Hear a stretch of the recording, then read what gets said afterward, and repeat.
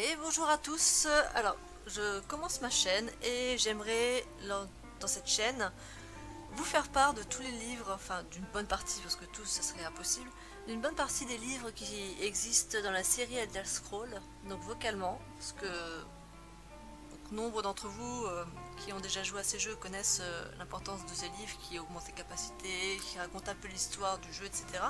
Mais en fait, peu, je pense, les ont réellement lus. Et donc, aujourd'hui, j'aimerais vous raconter l'histoire du voleur de vertu. Sur les terres de l'Enclume, dans la ville de Such, vivait un baron très riche. C'était un grand numismate, mais la baronne Véronique trouvait la passion de son époux pour les pièces de monnaie rares fort ennuyeuse. Elle n'en appréciait pas moins la vie que lui offrait la fortune du baron. Reavius Terinus était un voleur célèbre.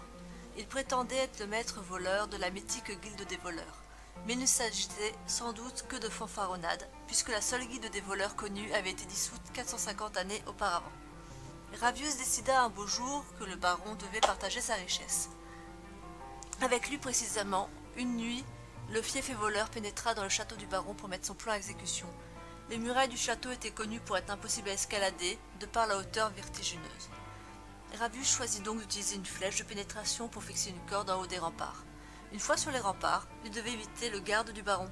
Il se cacha dans l'ombre des créneaux pour se déplacer sans se faire remarquer. Pénétrer dans le donjon fut une véritable jeu d'enfant pour un voleur de son envergure. L'attendait ensuite une astucieuse serrure à 13 goupilles, protégeant les appartements privés du baron. Ravius ne se cassa que 9 crochets pour l'ouvrir. À l'aide d'un simple fourchette, d'un bout de ficelle et d'une outre à vin, il désamorça les 7 pièges qui entouraient la collection de pièces du baron. Ravius était un expert de son art. En portant la collection avec lui, Ravius fit demi-tour et trouva la voie barrée. Le baron avait vu la porte ouverte et avait ordonné à ses gardes de fouiller le château. Ravius s'enfonça plus profondément dans le château, avec une longueur d'avance sur les gardes qui le recherchaient. La cellule sut passer par la chambre de la baronne Véronique. Il y pénétra et trouva la gente dame se préparant au coucher. Il convient ici de mentionner que Ravius était célèbre pour son charme, tandis que la baronne était d'une fadeur mortelle. Chacun des protagonistes en était fort conscient. « Venez-vous me voler ma vertu » demanda la dame en tremblant. « Que nenni, gente dame, voler est un terme trop violent pour la délicate fleur de votre vertu, répondit Ravius, esprit en effervescence. Je vois que vous êtes emparé de la précieuse collection de pièces de mon époux. Ravius plongea son regard dans le sien. Il y vit le seul moyen de se sortir vivant de cette périlleuse situation. Cela exigeait un double sacrifice. Bien que ces pièces soient d'une valeur exceptionnelle, je viens de découvrir un trésor inestimable, répondit doucement Varius.